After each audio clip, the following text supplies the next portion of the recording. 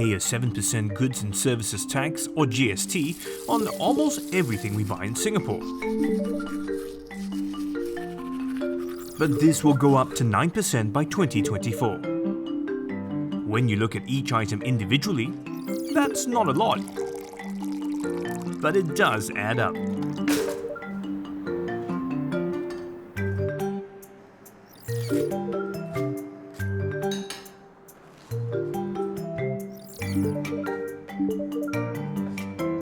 Just looking at items in my morning routine, that's an extra $9.65. Imagine just how much more your monthly bill will be. GST will go up by 1% in 2023 and another 1% in 2024. But with the government taxing the rich more on their earnings, homes and cars, do we really need a GST hike?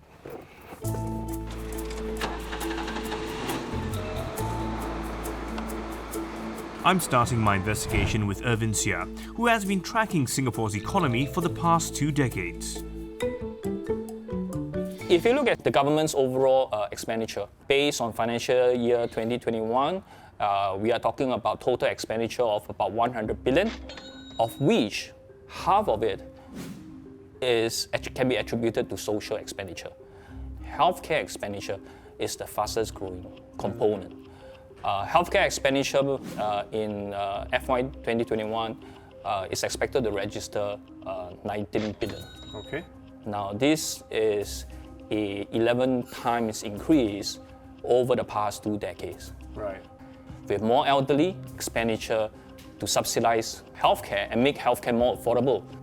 Another factor is advancement in medical treatment. We want to give better medical health treatment to Singaporeans. Every year, the government have to pay for all these items. So how can we then cover this recurring expenditure? It is only prudent to cover it via recurring income. Right. And taxes is definitely a more predictable source of income. So we haven't raised any kind of taxes for many years, but year on year the costs are still rising. Why are we no longer able to sustain that? Most of the time, and we have this perception that Singapore's fiscal position is always strong. But in reality, it's not exactly the case. Because bear in mind that a big part of the overall fiscal position is supported by the inclusion of the NIRC, the net investment return component contributions. It's like your salary, and that bonus is the NIRC. Yeah. NIRC stands for Net Investment Return Contributions. It refers to the money that the government makes from investments. Up to 50% of these gains can be used for spending. The rest goes into our reserves for further investments and savings. So if you look at the primary balance, Singapore's primary balance hasn't been doing well since 2015. And the reason is because of this rising social expenditure. It's increasingly more difficult for tax revenue to cover those expenditures. Governments use taxes to cover recurring expenditure because relying on investments alone is too risky. In the financial year 2020 to 2021, tax collection netted 49.6 billion Singapore dollars. Corporate tax made up the largest slice of that pie. Then came personal income tax, followed by GST. The government will be raising taxes for the rich. From 2024, the nation's top 1.2% of earners will pay more personal income tax of up to 24% from the current 22%. This will raise an estimated $170 million extra in tax revenue each year. Property tax rates will go up in the next 2 years. This includes those who own homes with an annual value of more than $30,000. Based on how expensive your home is, you'd have to pay property taxes of between 6 to 32%. That's up from the current 4 to 16%. Tax for non-owner occupied residential properties, which include investment properties, will also go up. When fully implemented, it is expected to net an extra $380 million a year. There is also an increase in tax on luxury cars, which cost more than $80,000. With all that tax increase, why is there still the need to increase GST, which affects everyone. A 7% GST Okay. collects us $11.3 billion per year. All right. Okay. You add on another 2%, Okay. you raise an additional $3.22 billion. We round that up to 3. I'm finding out from Christopher Gee, who studies the robustness of our tax system. Can we raise corporate tax rate, personal income tax? At the moment, our headline corporate income tax rate is 17%. Right. And this needs to be set within an international context. It is benchmarked against other jurisdictions. 17% at the moment compares with the global minimum corporate tax, 15%. Okay. Hong Kong also has a 15% tax rate. So the battleground is not there with the corporate income tax at this present moment in time. If you raise it too high, what you might end up doing is that these companies that are operating in Singapore just up and go and operate somewhere else. Therefore, you might paradoxically end up with a lot less revenue than you started off with. Okay, so in other words, if we raise that, since competition is tight, we may lose companies and therefore overall actually generate less from corporate income tax. That is the fear, right? So you do need to take that all into consideration. Plus the fact is there are many developments in the corporate income tax space globally that are affecting our ability to act on this space at this present moment in time. Okay, then let's jump to the next one, personal income tax. You will hit that limit because we'll end up in that same situation as with the corporates who are, might just leave, right? Or alternatively, the high income in Singapore might channel their income through companies where that corporate income tax rate is 17% only. Okay. So this is pretty much a fine balancing act, right? You're trying to get the max out of each category. So the reality is we do need to think about all taxes. If you raise GST by 2%, you get the $3 billion extra. If you look at what GST rates are in the rest of the region, Singapore actually has a very low GST rate. So when you just set that into context, maybe there is that room. GST is quite an efficient tax to collect. So it doesn't cost you very much to collect that extra 2%. Singapore's GST at 7% is lower than the average for Asia, which is at 11.6%, and the global average of about 19%. Our GST may be lower than the global average, but the hike is coming amid this. Core inflation rose quicker than expected to 1.2%, driven by higher food prices. Prices here in Singapore continued to push higher. Inflation in December rose faster than projected. So who's bearing the brunt of a double whammy of a GST hike and inflation? Pork belly, in 2018 I'm taking at 480 and now I'm taking at 650. Wow!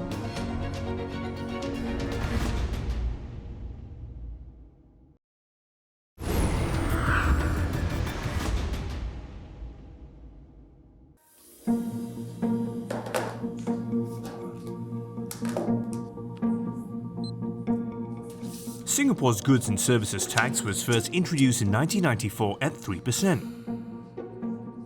9 years later, in 2003, GST went up to 4% and to 5% the following year.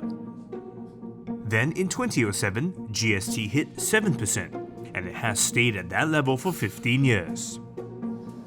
The government has been talking about raising GST levels since 2018, and it will finally happen in 2 phases to reach 9% by 2024. But with core inflation currently rising, who is really bearing the brunt of a GST hike? Inflation is the loss of purchasing power over time. Simply put, your dollar will stretch further today than tomorrow. To find out what the double whammy of inflation and a GST hike will look like, I'm meeting hawker Edward Wong. Edward upped his prices for the first time last year since he took over the stall from his father in 2018. Hey Edward! Hello, Hello. I heard that just last year you increased your prices. Yes, I increased last year because we have been keeping the price the same for many years, but it seems that the business is not sustainable. The ingredient costs have went up a lot. Really? Yeah, let me show you. Yeah. So for our main ingredient, the pork belly, in 2018 I'm taking at 480 and now I'm taking at 650. Per kg, this yes, one? that's per kg. Wow, Right, okay. so for other ingredient, like the chicken I used to get at 740 Okay, per kg. kg, then now I'm taking at 1140. Oh, 740. Okay, that's $4 more. And the vegetables like the Japanese cucumber used to be 45 cents, around 50 cents. Then now I'm taking about 360. Wow, okay. And the xiao bai cai used to be 130 and currently I'm taking at 370 per kg. And all these prices Without GST. doesn't include GST? No, not included. Oh my gosh, wow, that is really quite a price increase. So you increased your prices last year, and with the GST hike, are you going to further increase your prices? Regardless of whether the GST increase or not, I'm planning to increase my price in April, probably 50 cents. After GST hike, I will and see if the supplier will increase on my side, then I think I have no choice but actually to increase as well. I try not to put all the costs to my customer, but at the end of the day, I need to make a living. So I think with the inflation and GST hike, I'll probably try to absorb 70% and the rest will be for the consumer. Okay, so I'm taking about 30% of the hit. Yeah. Okay. So Edward used to charge $4 for a plate of roasted pork belly rice. It will soon cost $4.50. And this price increase will kick in even before the GST hike. If his suppliers up their cost when GST hits 9%, the price of Edward's pork belly rice will cost even more. The good news is that the GST increase will only kick in progressively from next January. Would inflation have tapered off by then? Economist Selina Ling has written many articles on the nation's economy, and I'm hoping to get some answers from her. With the easing in terms of some of the global supply chain bottlenecks, some resumption in terms of the production, let's say out of China because of their zero COVID strategy, then actually the imported inflation will ease off a little bit. So we do expect that headline and core inflation will actually normalize a little bit in 2023 itself. So the GST hike will kick in next year. Why then? Why not sooner or later? In terms of the administrative preparation that businesses have to put in place, it gives them a little bit of a lead time to actually get things ready. And also I think in terms of the mental reset, I suppose the start of a year is actually a good time to reset prices as well. And if you think in terms of the earlier announcement that they're going to start levying GST on the low value imported goods, then it ties in quite well together to start in January 2023. So basically it just gives more time for everyone to prepare for an impending hike. I think the key question is not so much what happens with GST, but really what happens with wage growth. Because at the end of the day, if you have real wage growth that's higher than what inflation is coming in at, then you'll still be a relatively comfortable place to absorb the price increases. For a lot of the industries, financial, infocom, that can afford to pay up, they are already paying up in order to get the manpower that they need to grow. But for some of the other industries that are not in the same position, the lower wage sectors, for example, those that are covered by the progressive wage model, they are also gradually seeing wage increase. So they may feel the pinch on the short term. To better support Singapore's poorest 20%, the government is encouraging employers to increase their pay by co-funding pay increases for the next 5 years. An initial 2 billion Singapore dollars has been set aside for this.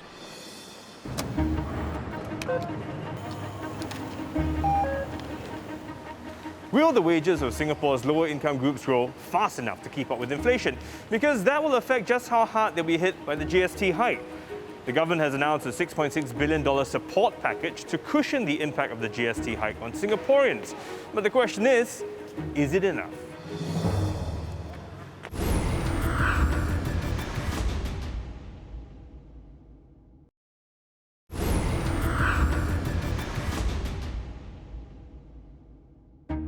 GST applies to almost everything we buy. Groceries, our household appliances, that gym membership, or that new outfit from our favorite store. And we all pay the same GST rate regardless of how much we earn. But in some countries, basic necessities like infant formula, plain bread and cooking oil are not subject to GST. is there a way to tweak how GST is applied such that it doesn't impact lower income households? Lam Kok Shang was part of a committee that gave feedback to the government on how Singapore can start implementing GST back in 1994. So when it comes to personal income tax, the poor don't pay at all. The middle, upper middle generally pay depending on what they earn, right? Can we do this for GST as well? You have to understand that regardless of the income that all of us earn, we will consume all the basic essentials. But the thing about having differentiated VAT or GST for basic essentials is that it's very difficult to administer. So milk, there is no VAT in UK. But if I buy milk with chocolate flavor, for example, then that becomes VATable. Wow, okay. Similarly to Australia. So if I buy frozen unsweetened yogurt, then that is also no GST. But anything that's flavored, then I will have to pay GST. Of course, at one stage, the question here is if I were to buy biscuits. Biscuits, there's no VAT in the UK. But what happens if I coat the biscuits with chocolate? So does that make it confectionery? Yeah, now it's a luxury item because of chocolate. There you go. Like our neighbor in Malaysia, when they started GST. The problem here is that if we were to not tax seafood, for example, fish, what type would not be liable to tax? Right.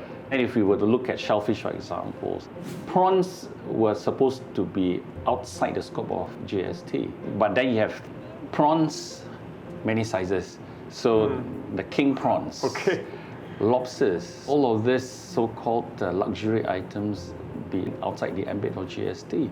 Right. So that causes a lot of disputes because of the definitional disputes, the difficulty in administering this in Malaysia. They scrapped this they whole have idea. scrapped the GST when the new administration came on board. But then some may argue that basic necessities like bread, milk, rice should be tax-free because we all need to eat it. If you were not to tax all the basic essentials that you mentioned, the bread, the rice and all that, even the more well-off will also consume all these items, right? So you're helping not only the less well-off, you're helping the more well-off.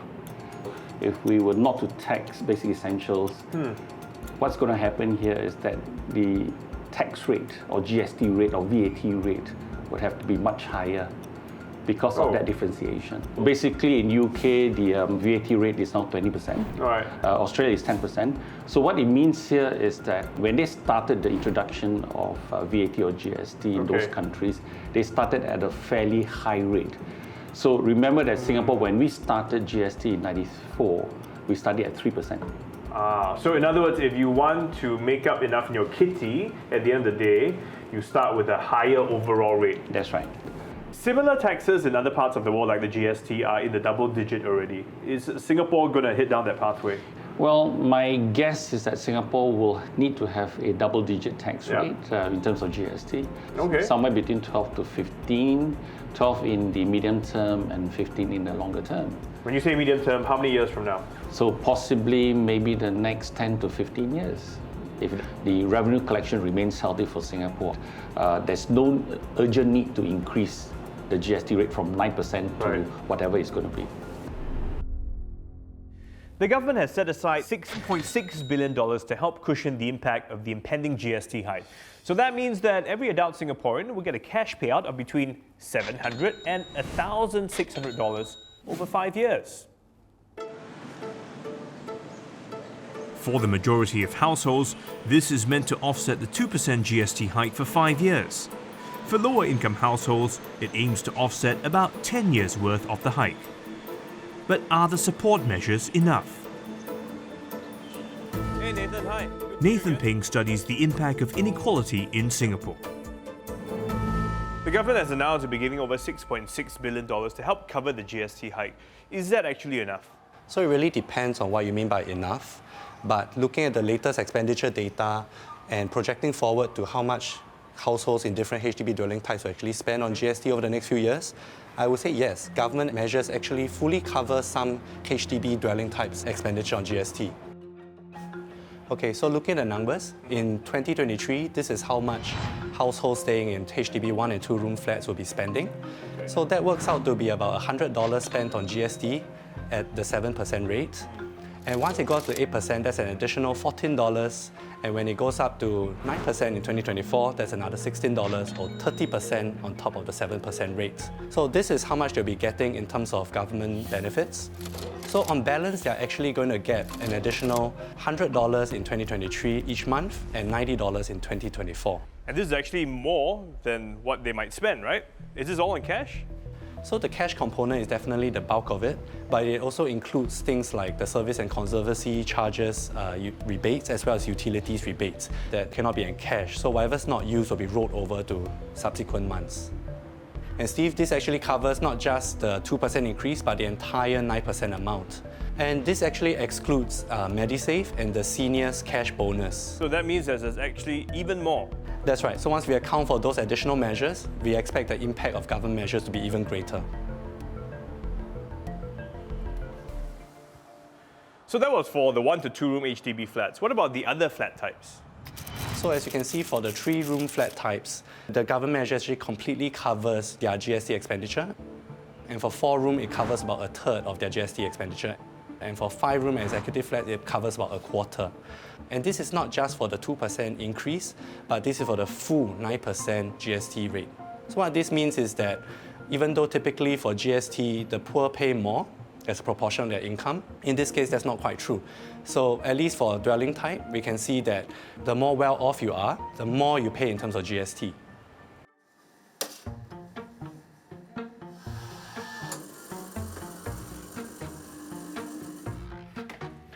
A GST hike, however small, can be painful, especially so when inflation comes into play. But as I've learned, it's unavoidable to offset rising government expenditure, for example, in healthcare. And when it comes to funding rising government expenditure, everyone will have to bear part of the increase, with the more well-off shouldering more.